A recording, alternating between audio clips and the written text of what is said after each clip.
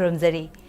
HAKSHEL Plus dang asidi miyam gidamak Yoga for Life the Thamzari. Haribasi yoga sina miyam da karam na mating pangi duga miyam gi hingliba punsi asida yoga sina katai phagwa chatlakanda magi physical amadi mental health de mating pangi habasi ringa sigi topic oina thamzari basi hiramasi gi matang da hena sandokna tapina bagi damak Kripadashini Advanced Hospital gi senior consultant loinana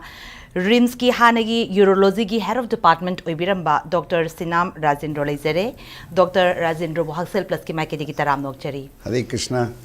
Dr. ngasi ekoina thamjari basi yoga haibasi mi pum khudi magna ni khangnarabani adubu ngasi di top way for life haibasi da masina kaya mating pangge haibasi da ne ekoina khangjaningi basi hena sandona tapkina ba hamada doctor regi ekoina khangjani yoga se karino haina khangnarasu hena mayek sengna thambina ba doctor da than haijage yamna fajaba question ni je अखोगी मयामना public ना खनगरी से योग है अखोई ना मयामना खल्ली से अखोगी कनो खोंग से कोकी मनिंग दगा थंबा जिम्नास्टिक ने तौदो नत्रगा कोक ने युंगगा लेपा एनी गिमिक अमा तौबसी होइना मयामना योग है ना खंगनेबा इट इज रॉन्ग योग है बदी संस्कृत तगी वाही दगी लापा यूज है बनेबा यूज है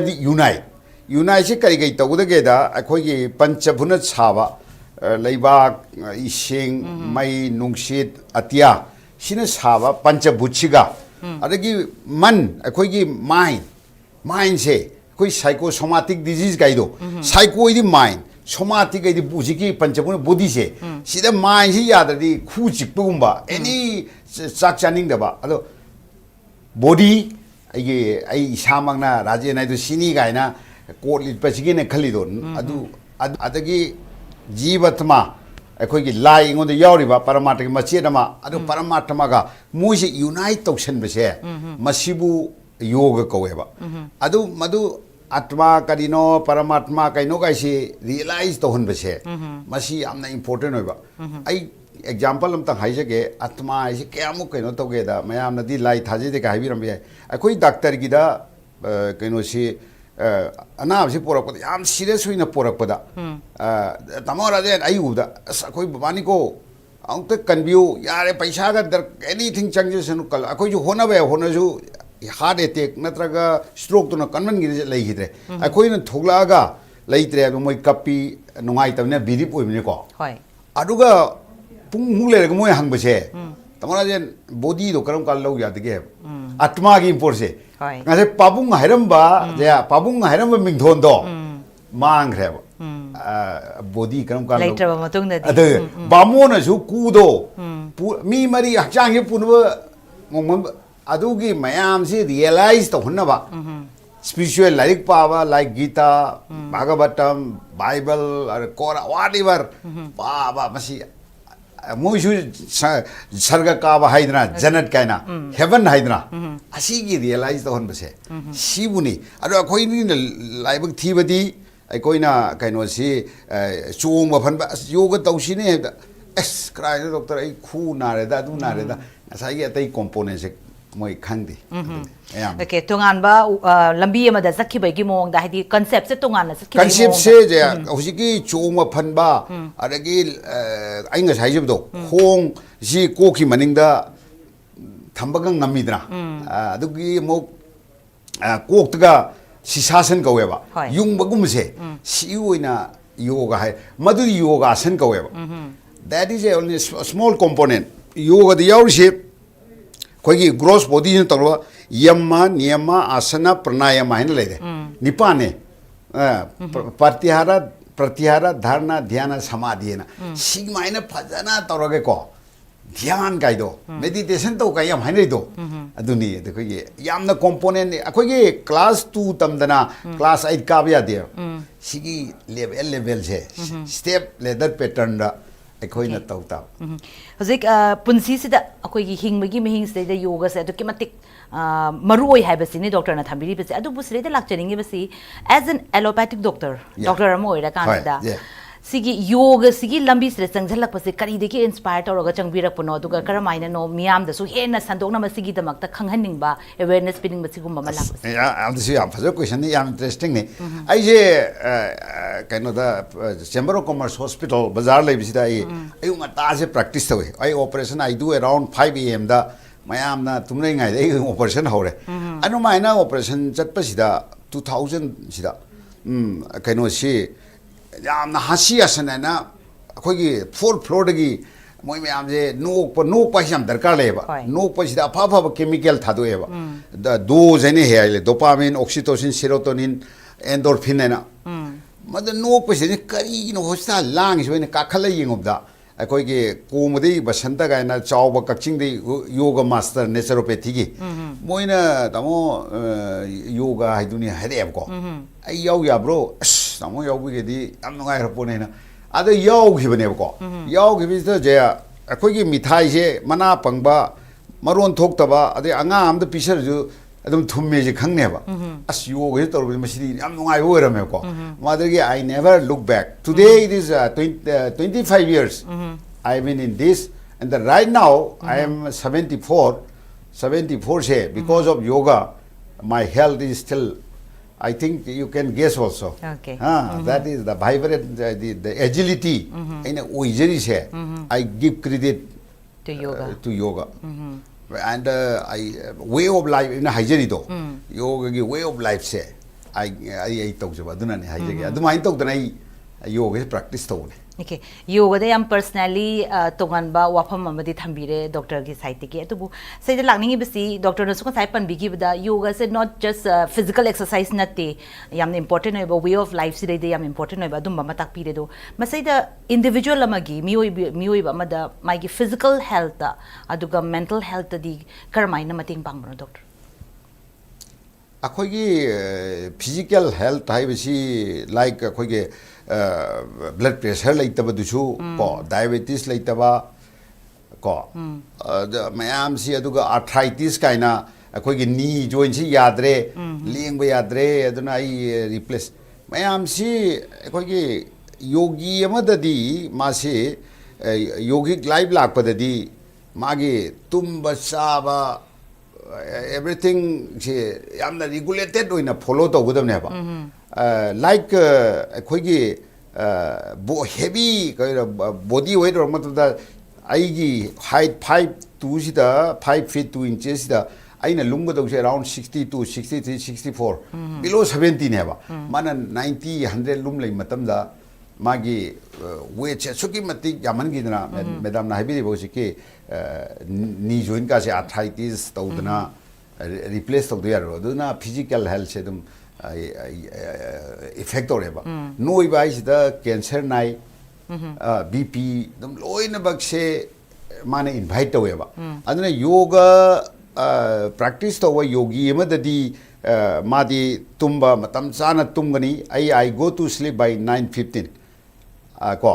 adagi I tumba matam yore na I wake up call jul natabida time to sleep ki alarm thameba ngai gi tv mamang da pung ama bok tum dan leibi ade ba ko aduna masigi kaino si tawda kaino si physical se am phare I am telling my own personal experience it is really wonderful mental sidana jiki jana pambiki mental gi sina mental health sina akhoi psychiatrist mayam na I handak ta so khoi Manipur gi psychiatry conference to yaujari stress se aidi yamna thuba yamna fast life amoina hujikti akhoi matam da di akhoi cycle gi mathang da scooter adagi mathang da car am leibe ka si yamna loan ka lodana yamna keno da hujikti ek pass to baga ai jo aduma tonga ge four wheel tawnari si ko fast life si tawdana kaino si stress am tawreba stress ek torokpada khoi gi phattaba hormone adi phabudi pharini normal secretion da hen steroid kai do steroid adragi adrenaline kai na ngasai gi na haiba dose dopamine oxytocin serotonin endorphin do nataba si thadorokda heart kai phara tawduna ari tumba yadaba insomnia kan tumba yadaba ido ari anxiety lere depression lere si all crop up tawni ne adna yoga yogic life ta phajana follow tawdi ko these things are I mean without medicine them ngai na tumani are phajana matam chana hogolani I get up around 4:15 daily. Okay. 4:30 I teach yoga. I have a online group around 40 people even from US maitai masa yauri adage Assam da yauri adumaina Calcutta da yauri Manipur gi all district mayam da yauri adumaina mayam yaumining ba leiraga su aingonda contact taw yu haina haijage aduga doctor degi koina khangjaning mase yoga gi matang sida sexual activity ekoi sexual life ta hai tare ne nupa da hairaga na importance ti oirakpa aduga nupi da hairaga na sexual desire se loss orakpa sigumba matang sida di yoga na katai pa mating pam ngamgani doctor yam phajaba waidi khoida kajera khoina ju study da su sexual health ki khana khare hujik kano si WHO ne define tori si ngasai gi health like si in just absence of infirmity laina lai yaudab da natti like physical do da chumna gi BP leitraga diabetes leitraga hakchang phare have ya deba hujigi panbir ba mental aduga social di laktoi ni ko social spiritual ba hapsale hujikti lining ba lai thajaba sumba sisu amal lai ba ko aduna asagi sexual desire ka lakpai se akhoi gi nupa da hairagna first ko akhoi gi aina phagi oni am hai akhoi puk amna noiba obesity puk am noiba se masei da akhoi gi kaino fat cell sida akhoi gi enzyme am khag yawe ba aromatase na aromatase haibe enzyme sina akhoi gi nupa gi testosterone na opposite sex the female da liking oina ba pam jaga da use nupi gi hormone no thoe okay estrogen ko estrogen on thomni na magi nga sai gi keno jana hambi ba desire do masi erectile dysfunction aina koi gi important ga haina ba thaina haina ramba sigi keno se develop to ba aduna yoga tawradi ma his well being abadi as a holistic both mental ju ngasai ge phajana tumani stress laitramnina adumain to wasita kaino si desire ka se nupi de suppose pura obesity lairo obesity laire diabetes laire magi kaino external genitalia vagina ga to kaino tawdana mahik changdana kaino bacteria dona vaginosis kaina lebo ko mai domain di natre gynecology gi ni or skin madaidra yamna irritate tawdana burning sensation laibu da where is the liking for having the sex aduna but if you indulge yogic life si torgadi nangi body se sigumba hairiba diabetes laibu da sugar do secretion punamakta blood te wangamnina bacteria se yung je kanon diabetes nupa na nupi na hando pose kakching di omne sugar laimina adu bacteria is de khoni uponte moisu kanon sida growth is very much higher when the body is producing jina sugar ka yam yaw matam se ko aduna yoga is a way of life follow tor matam da all these are improve haijage okay the relationship between husband and wife ke dumbagi relations su hena phagalakpagi yoga sina mating pangi habi am bang ngasai gi aina jaya stress lehendre ne ko nang stress tawdana saide gi kaninom tawdana nungai tar leireng matam drabu kana partner na sex where is the after all you must be grounded nungai na you must be ready for that natro ko sik lero or kaino migraine to lero where is the I hajer se adu sigumba chronic disease ka se particularly it is very useful okay yogic life sangjal lagadi I am a patient of C rectum okay 2011 da I say C rectum se diagnosed to ne ba yoga helped me a lot I did 2000 de horam neba masi 25 is down the line ado hujiki yoga sina while fighting that devastating disease cancer do ai radiation tawre chemo tawre surgery tawre ji da intestine je puthoga ileostomy bag ka upamme ko I could manage. Okay. Doctor, na being an example of yogic life, the sangakanda, see rectum galera mi basigum base, pagatana, hena apaba life, mother sangale hypasini, example in Dr. Noibidi basi, the Makata and some satanic basi, yoga gikaramba practice na, hena way of life, the hena pagalanba, aduga, hena maru, basi katakaramba, karamba practice na in oikatorin, doctor.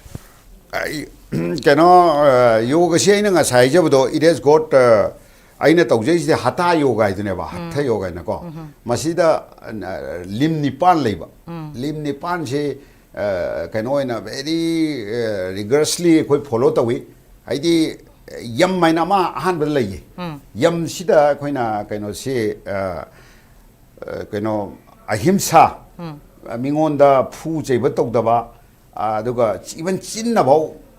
di yamna chaibi khotpi ba tawdaba ko adumai tawdana satya achumba ngamba astya mi mapor hurandaba ada brahmacharya kaino se sex se confined to the family da laiba ko aduga apari graha adi hena hoarding patient question daba si hana yam ko hord uchi gamatana ai labuk ta ching phau chabda Saluraga, as I hangi Karpug and Macon Cloduna Chapa Pudiaba. They go back. I do mind Totana. I did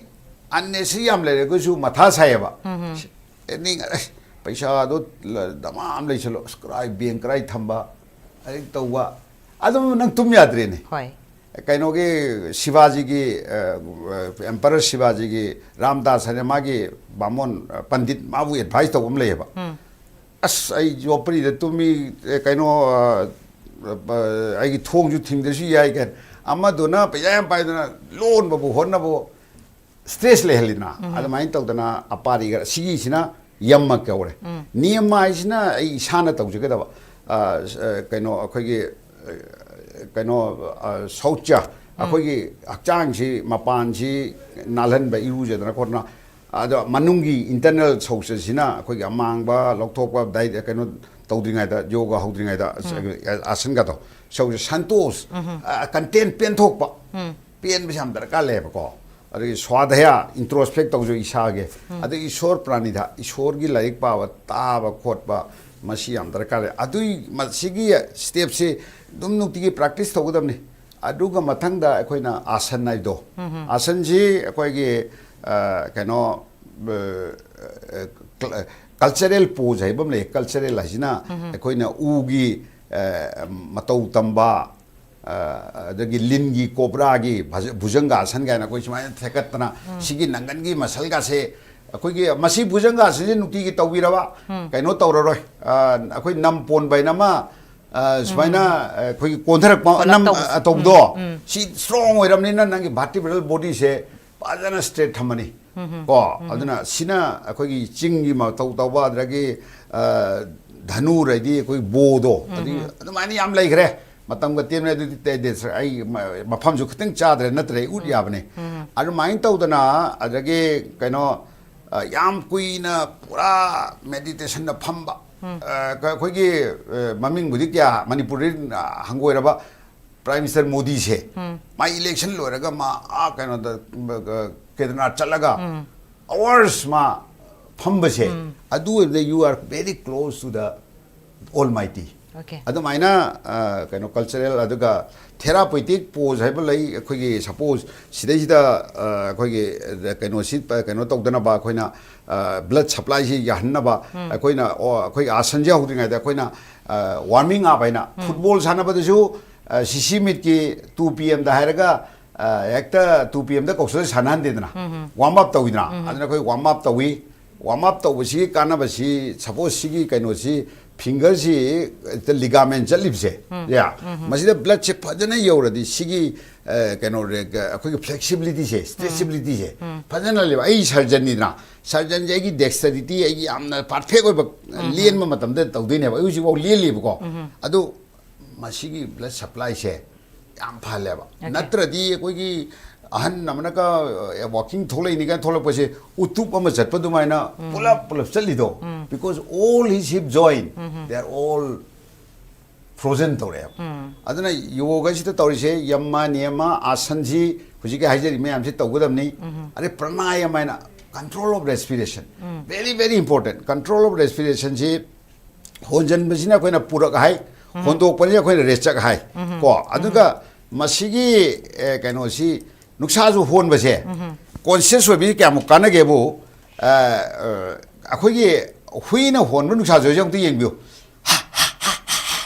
hon bani hui je moi da adu moi ji am turi na thu na hon bani ko moi punsi je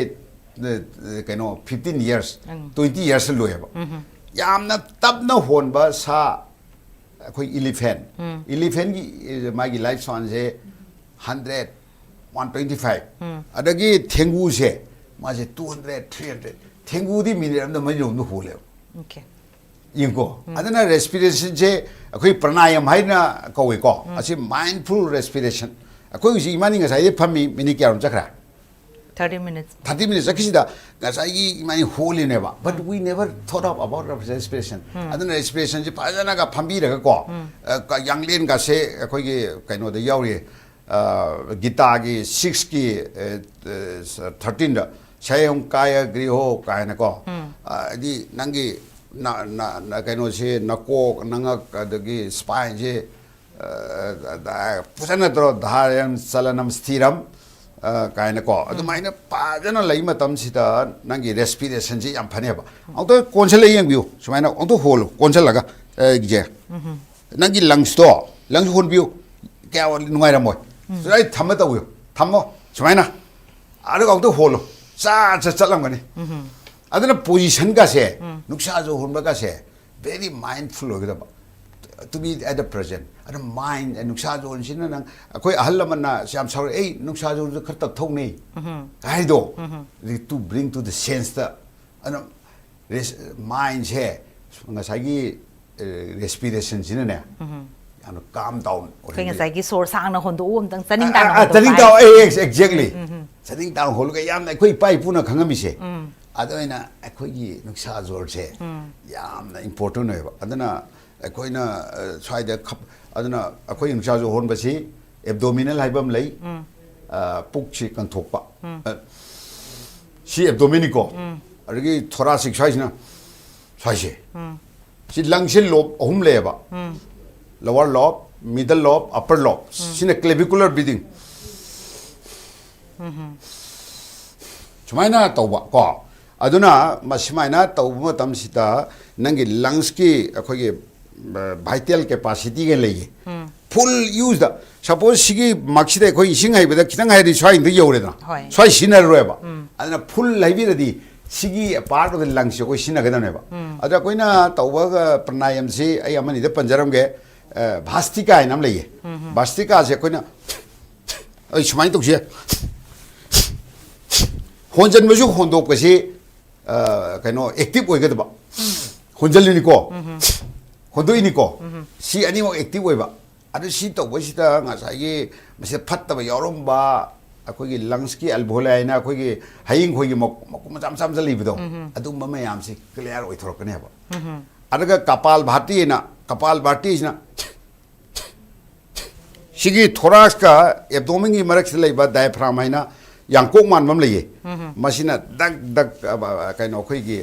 massage to hon ba makha su mathak chu liver du masi torok pasida circulation yam hengalali adagi swai gi mai gi sinus ka je phali aduna kapal like this skull kaino pura shining haidi nang hello ma nangi nasa sida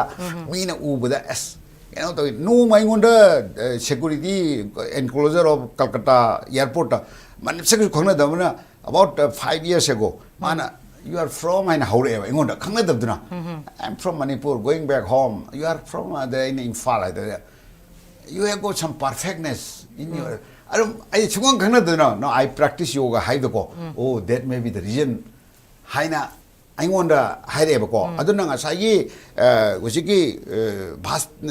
bhastika kapal bhatika sto ko nangi mai se pura langakane ba and you need not spend money for cosmetic Okay. That is aduna adagi anulom bilom haina somdagi honjanba som thado kwa ngak thingaga masimena kogi body sigi just parasympathetic sympathetic ena leba song is sympathetic weba song is parasympathetic sympathetic is in heart kata kata kata khappeba bp wangan bese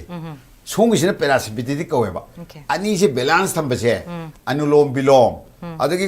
brahmari enam daga ucharam ge brahmani is na jaya sumaina jalaga koi lai se pele te thamaga ana sumaina ngangba sina ne brain se vibrate taweba circulation helebe azmain tawdana pranayam ai silere are pranayam gi mathang da khoi ge pratyahara ina withdrawal from the senses yamna saning ba pangcha daga khoi ge gita gi again 16 slok 6 ki 16 da nastasto yogasti na saikanta manusha na sopna silse na jagrato ajuna pangcha da saraba pangtum da tumma are ge karim da sadraba pangcha sa pangtum da tumba ade tum da mi je yogi oi bi yaroi ba ma tum ga do matam phajan tum ga da bani hena ade cha ga da cha ba si ahar bihar achar bichar hai cha ba si kaino je stomach ki takai mu cha bi ba full loi da full ngasai gi haurim ne na uti du ne adagi chage pomba du pi thana khaba yani cha salak da di kaino jine stomach sine churn down over jaga leitre ba big thalamni na you have to give a space for the water for the air so that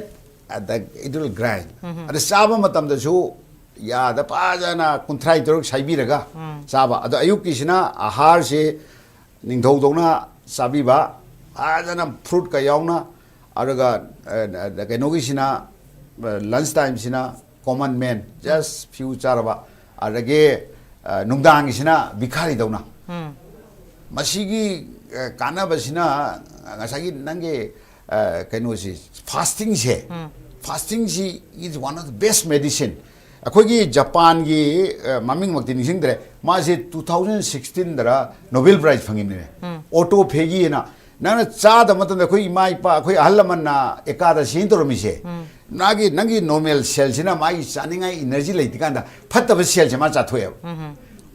bapta viraba aduna khoi gi pangcha da jasan ba se yam thuna la lage harimni masa dum phatte ba khoi gi chicken boiler do pakpi da pije ba do thani da kilo ni luhun ba do mapuna shelf tham da ling de ba kak en na khoina thadu thamba tinthro khar chawa singa khar chajab do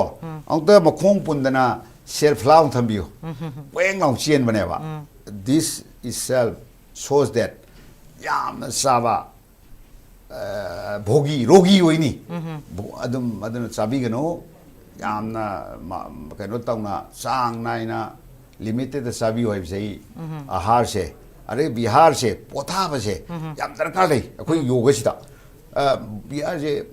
potha ba si nangi chromosome nam yaure ba akoi body ge ko 46 da matun se akoi gi telomere na ma lei ba ko masi yam kan thapuk sur tension le ba ma se repair taw matam pi dia de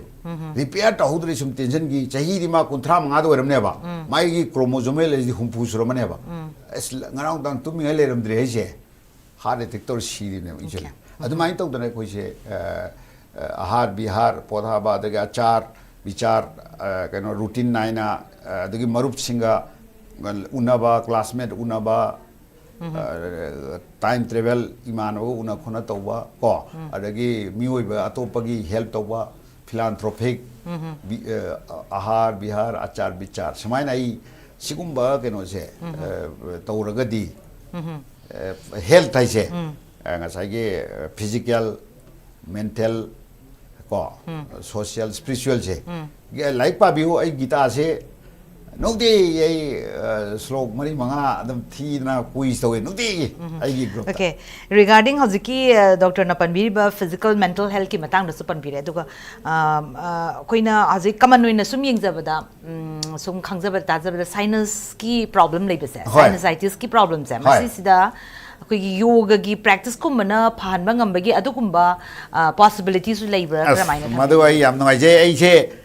ꯀꯩꯅꯣ ꯍꯧꯖꯤꯛꯀꯤꯁꯦ chamber of ꯀꯃꯔꯁꯇ ꯑꯩ ꯑꯍꯥꯟꯕ ꯑꯣꯏꯅ ꯑꯩꯈꯣꯏ ꯖꯜ ꯅꯤꯇꯤꯅꯀꯣ ꯑꯩ ꯃꯗꯨ ꯎꯠꯆꯒꯦꯅꯁꯨ ꯄꯨꯁꯨ ꯄꯨꯔꯛꯑꯦ ꯑꯗꯨꯒ ꯖꯜ ꯅꯤꯇꯤꯅ ꯑꯩꯈꯣꯏꯒꯤ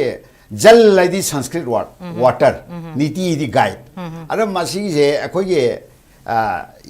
ꯃꯁꯤꯒꯤ ꯄꯣꯠꯁꯤꯃꯗꯤ ꯂꯩꯕꯤꯕ ꯇꯥꯔꯦ ꯑꯩ ꯃꯁꯦ 2004ꯒꯤ ꯑꯗꯨꯋꯥꯏꯗ ꯂꯨꯄꯥ 35 ꯄꯤ ꯂꯩꯈꯤꯕꯅꯤ ꯑꯩꯈꯣꯏ ꯕꯁꯟꯇ ꯗꯣꯛꯇꯔ ꯕꯁꯟꯇꯗꯒꯤ ꯀꯣꯡꯕꯗꯒꯤ ꯑꯗꯣ ꯃꯁꯤꯒꯤ ꯁꯤꯒꯨꯝꯕ ꯑꯃꯗꯤ ꯂꯩꯕꯤꯕ ꯇꯥꯔꯦ ꯍꯧꯖꯤꯛꯇꯤ 60 ꯔꯣꯝ ꯄꯤꯈ꯭रे double the price but still I am using ꯌꯥꯝ ꯐꯩ ꯃꯁꯤꯗꯩꯁꯤꯗ ꯑꯩꯈꯣꯏ ꯁꯨꯃꯥꯏꯅ ꯁꯤꯗ ꯊꯥꯖꯤꯜꯂꯛꯑꯒ saline waterꯁꯦ ꯂꯨꯛ ꯋꯥꯝ ꯑꯣꯏꯕꯁꯦ ꯊꯥꯖꯤꯜꯂꯒ ꯁꯣꯝ ꯊꯣꯛꯂꯛꯇꯣꯏꯅꯤꯀꯣ ꯃꯁꯤꯗ ꯌꯥꯎꯔꯝꯕ ꯑꯩꯈꯣꯏꯒꯤ ꯄꯣꯂꯟ ꯒ꯭ꯔꯦꯟ ꯑꯩꯈꯣꯏꯒꯤ ꯍꯧꯗꯣꯡꯒꯤ ꯃꯇꯨꯕꯨ ꯑꯣꯏꯔꯣ ꯂꯩꯒꯤ ꯍꯧꯖꯤꯛꯀꯤ ꯑꯩ ꯍꯥꯏꯖꯔꯤꯕ ꯄꯣꯂꯟ ꯑꯗ ꯎꯐꯨꯟ ꯑꯣꯏꯔꯣ ꯃꯣꯏꯁꯦ ꯆꯥꯝꯊꯣꯛꯑꯒ ꯑꯩꯈꯣꯏꯒꯤ ꯁꯥꯏꯅꯁꯥꯏꯇꯤꯁ ꯍꯥꯏꯅ ꯌꯥꯝ ꯇꯥꯕꯦ ꯁꯥꯏꯅꯁ ꯂꯩꯔꯦ ꯍꯥꯏꯕꯤꯕꯗꯣ ꯃꯗꯨꯒꯤꯁꯦ ꯂꯧꯊꯣꯛꯈ꯭ꯔꯕꯅꯤꯅ ꯑꯦꯂꯔꯖꯤꯁꯤ ꯇꯧꯗ꯭ꯔꯕꯅꯤꯅ ꯃꯥꯒꯤ ꯃꯤꯀꯣꯖꯥ ꯗꯟ ꯂꯥꯎꯗꯣ ꯑꯗꯨ ꯍꯟꯊꯍꯜꯂꯦꯕ ꯑꯗꯣ I was suffering from sinusitis ꯑꯩꯒꯤ ꯋꯥꯏꯐ ꯅꯣꯡꯃꯁꯨ ꯀꯩꯅꯣꯁꯦ ꯌꯥꯝꯅ ꯏꯟꯇꯔꯚ꯭ꯌꯨ ꯇꯧꯈ꯭ꯔꯕꯅꯤ ꯗꯣꯛꯇꯔ ꯄꯤꯌꯣ ꯁꯈꯤꯗꯣ ꯃꯉꯣꯟꯗ ꯑꯩꯅ ꯑꯦꯟꯇꯤ ꯍꯤꯁꯇꯥꯃꯤꯟ ꯑꯦꯟꯇꯤꯕꯥꯏꯑꯣꯇꯤꯛꯀ ꯆꯥꯔꯝꯕꯁꯤ ꯍꯧꯖꯤꯛ ꯑꯩ ꯆꯍꯤ ꯀꯩꯅꯣꯁꯦ 13 ꯑꯩ ꯁꯨꯡꯆꯥ ꯆꯥꯗ꯭ꯔꯦꯕ ꯑꯗꯨꯅ ꯃꯁꯤ ꯀꯃꯥꯏꯅ ꯇꯧꯒꯗꯒꯦꯗ ꯁꯦꯂꯥꯏꯟ ꯁꯦꯝꯅꯕꯒꯤꯗꯃꯛꯇ ꯈꯤꯇꯪ ꯊꯨꯝ ꯈꯤꯇꯪ ꯍꯥꯞꯄꯤꯔꯕ ꯑꯩꯈꯣꯏꯒꯤ ꯄꯤꯗ ꯊꯨꯝ ꯌꯥꯛꯄꯒꯤ ꯊꯨꯝꯒꯤ ꯇꯦꯁ ꯑꯃ ꯂꯩꯕꯗꯣ ꯑꯗꯨꯒꯤ ꯐꯥꯎꯇꯪ ꯇꯧꯔꯕ ꯑꯗꯨꯒ ꯁꯤꯗꯩꯁꯤꯗ 이싱지 하이비로 이싱지 ꯌꯥꯝ 사ꯕ 야데 이싱지 just 그노 lukewarm lumbu 사ꯕ다막 tꯧ시 ꯑꯩ 하이제게 yes 야르네 인칼레 아르가 수마이나 논대비라바 낭나 까람바나 카라얌나 호게 해버도 아데이다 타절락거든니고 카얌 호답도다 타절락거든바 아르 까마이다 그냥 너 forward bend 오거든니 아르가 눅사 조시 하이나 혼비버고 그런데 기비르노 셀라인 기등 랑세장가 많이 좀 선적이니 아드나 주마이나 떨어가 아이 떨어져 하오라게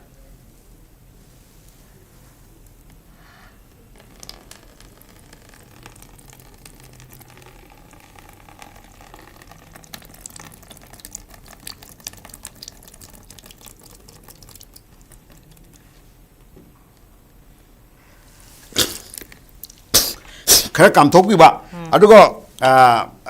제가 맛이 그노 사이드 아니막다기 또그다버니 사이게 마탐 레이디브라 야네 아도기 시기지 both sides 기 나카나마 데이터로서 좀 사이트기 좀 또그다버니 야 in yoga even 그노시 사이게 아선다주 suppose 아선제이는 수마이나 스트레칭 하면 수마이 또 그러네고 솜다 아주 솜 나간 기세 밸런싱 거이나 카운터제 always 수마이나 군타바기 하면 떠오르디 수마이나 택도부이 하면 떠오르다네 아도 시다주 나톤 부분다기 솜 예 오이데기 예 타락하면이나 아이나 오이롬다기 목 예다기 오이롬다 목 떠오르라게 혼은 시 혼거다 봐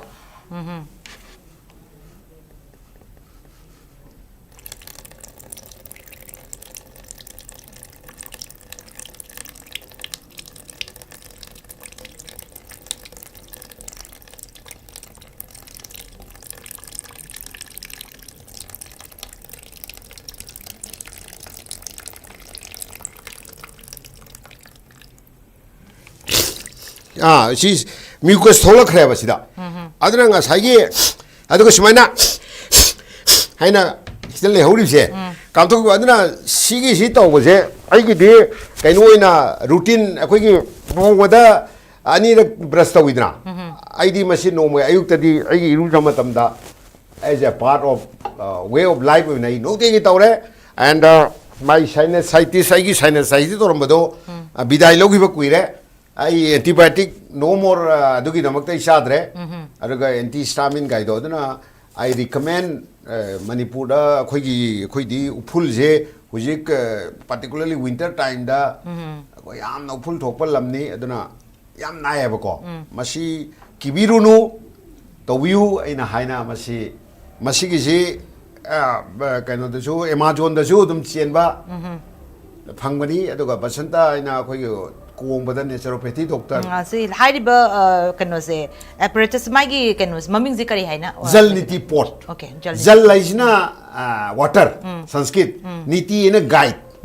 pot English ni pot na ko patra do different shape to sulai this is what okay ai the mai na yam kane hi ta ye je adu doctor adu ai sidang to loi ding ko haibio even ENT surgeon jing na sinus prescribe to weba one moi 200 ko no moi spend to weba okay pharmacy de phang ba caption do ni ko so masidi thum kilom na yong chat le ko ising yo sa ba yom fa adana I recommend this. Okay, sinai koi gi yamna easy oi ba adu method aduga yamna so koi gi cost factor da yenga ga su yamna comfortable oi ba hai tare ne convenient oi ba mi oi gi adum ba ma so oi aduga masida ina comfortable aduga kai ma sil leitre ne ko ising ji sidagi thambira ba khujok sida salai do aduga aina kam sana ba so okay I can suffice but this is more better no doubt adu later su ko suppose kind of the tour chart pada porak tre suaina sinus no ai tre ko adu polyp ka pura tau gutna matung ga ta na mangan nuk chaw khradi it will not okay for the koi gi hogol ba adu boy yaw da ba chronic oi na ba se as I am a real example. It really works. Okay, Doctor Sim, kayam kuina, hadi kayam tuina to goda no madam. I recommend because one day, once in a, but ngamdabana hafta amdani hum to gira. But for me, it has become a part and parcel of my life. And today that aina halitana, mami aina I wife say mami kowe jasing ko the. Antibiotic asiadene adu piune dagi nausea dagi otrivin and nodro hapami by God grace masi aina masi yaurub dagi ai mai jibu vibrant khra oibidro ha ai gi stuffy oiba look to leram oiba stuffy oibse naton ngang masi dum khang mane ba masi naton fulle se ne ko sinus lero gani hai adu doctor gida hoje sinus se phagre hari se ha phagraba matung da so dum practice dum tori na koi maina nukti gi every day di tori hai adu masi tasemna na darkar oiba na phagra ka di tawdra ga su yare hai be ge dum nate nga sai gi precipitating factor do lai bani na Manipur is the handaki COVID na bada Pune da I can know hospital amal tau heb ko they didn't report a COVID in that hospital because of this na yam na moi viral chat ki bani please do this na ko moi doctor loi na tau Pune gi hospital ai mami di kau je khare including doctor nurse everybody they were doing and it is really wonderful aranga sai gi pranayam tobu matam da akoi gi nitric oxide na adu su yam phajana this secret toy kayam chumuno di khangre aduna masigi epithelium yam se phal lena hai okay yam arrival method ma hoje sinusitis ki edum bagi sinus problem lebe singi ta pire do doctor ama ka koi na hangjaning ba singa sai sexual activity or sexual life ki matang da su khra thambi gre aduga sreida doctor nga sai pan bi ge da practicing makhan hairak pa matam da sex is confined hai bagi adugi matang ama doctor na pan ba da yaw bi ki sigi matang sreida chinjin ga hangjaning se hoje ki lady ba present situation se haire na myam hogol ri ba myam koi ki mind control to bangam da ba sigum ba myam sira su yoga sina sangsil lakanda any kind of koi gi bed way da sakhidana ba phattaba lambirom da sakhidana ba sigum ba su confine to na ba hai tare ne mai gi matang sa ba matam da lakada bani hai ba gi adugum ba da lamjing bi na ba yoga sina life sigi way of life sigi karmai na mating pang pa yai doctor practice sigi through da adu akhoi gi taseng badi akhoi gi thaina gi akhoi gi kaino gi chanana mi ji chahi akhoi gi kumanga sina brahmacharya na magi ojagi mayumda ojagi mayumda masi chalaga like tamdana ko karmai to oja sina guru sina tambiram me ko even Bhagavan Krishna bhau magi kaino da ujenda santibini kaino ashram da chalaga kaino mai mayamba Balaram ne adagi Sudama ne muisi like tameba adu mai tawdana kuina di tamde moidi adu akoi gi normal mai di kaino top ne do mana mayam puna mak oja darkar lai se unna bai da makta ma si ojai manak da chalaga santi adu mai tawdana 1 to 25 se sida koina akoi di uji akoi gi ngang jing se kaino iste tambi di lairna larik kaino hujik adu charno adu like pa gita pa ho as krai hujik gita pa matam no kaino angang oi mali gain tole ba adum bayan hai ba ko aduna 1 to 25 the mold da hogadam ne ba marai duna kaino da ra ro kai mayam si khat pe ngami ngai dra ai di south like tamak panina patna ma temple Vishnu temple sida laga kaino moigi angang china ka thiri ba no pi angang man aduna akhoi gi mama aduna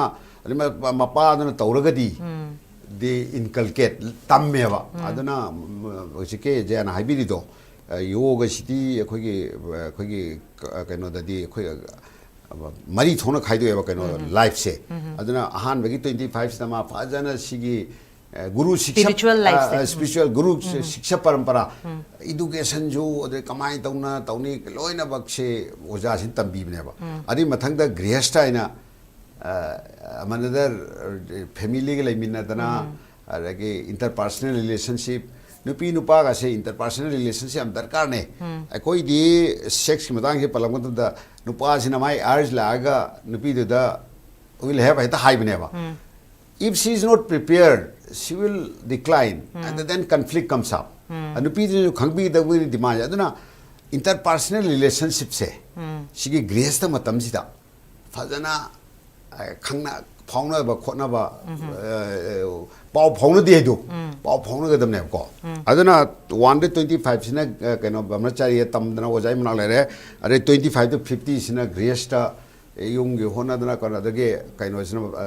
vanavastha ina khara tolakpa matam ko 75 adai di sainya saina madugi kaino pura strictly hujika chanararoi adubu ngasai gi attachment as ai low pari mangal kar ani leirage kaina leidna material wal se ngau lerdi ko karim ta kaidi kaino na bhagavan krishna haeba nang laktu kari purakke ne nang na satpa matanda kari chat pura chattoino nanga jana hai akela jana hai ne masigum bagi philosophy spirituality ga se yoga to mi tambi gare ba khoina adu masi kaino khoi gi nainam sin kaino masina khoi gi 2 gi 47 da nate 2 gi 23 da nainam sindanti shastrani nainam dahati pavaka na chainam kle de po na sosti maruto atma do adudi shiba pokpa naiba nate ma di dum leiramni nang shiraga su amada changa chakhido kaiba sigumba gi philosophy se angang oi da khoi tambi gadam ne ba ara masi watpa ara already kaino marai di su khatpa yadra kanda sanskrit ka tamni ka sidi aidi kaino do chafu do leibak to peeling ai di shape to the different sabi aidna okay in that way akoi gi yoga sigi practice sigi high practice na su angang ama shape to boda hagol pa gi shape to ko matam da yam thina maru oi haiba sini doctor na thambining I really I feel like that and we have to out of 24 hours at least I'm happy I can the jaya dharam ge I give first grandson he is about 8 years he comes and he join prayer to join he to hai di moi je khoi di tamme ba ai jeri se are koi I ga wife complete vegetarian ni as we are vegetarian icha ji jum phane am na hafta am da di sa da kai ro da sum habit oi re ba ko adana yoga way of life si amna kani henai smaina jaya thamjagi aduga doctor lo selapasida miyam na su khangning ba inga sai jo panjagri ba allopathic doctor ama oiraga yoga sre sangse lakanda yamna maru oi haibasima doctor na so thambiri lo selapasida miyam da doctor gi site gi yoga gi way of life si da kamatik maru he na maru oi haibatu gi matang da thambi thank you jaya kaino khogi lying pathap si holistic approach oi gadaba ai allopathic ne raga ai allopathic na fare hai ya deba kaina da next country China da acupuncture kaina acu tauridna maduna mi dhamam lying eba ai koi allopathic yaw deba adu ai ne yaw de na ai mai do phatte ya ponte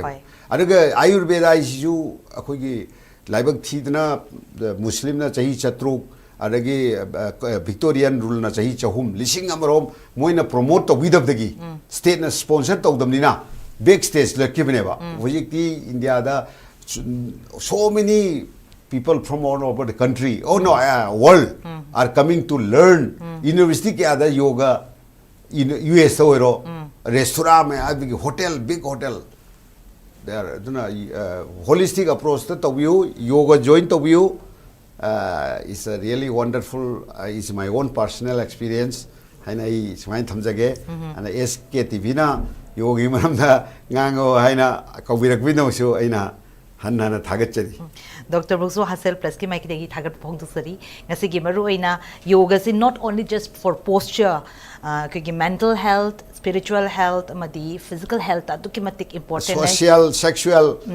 sina maram oira kanda ki punsi gi miyobe gi mahing dasu yamna matik aduki matik kanaba piri have se thambi be longta Dr. Bok mukana thagat phongdukche Krishna ngasi gi damakta di matang asida HAKSHEL Plus losinjari meeting tabir ba punam pu amukana khurumjari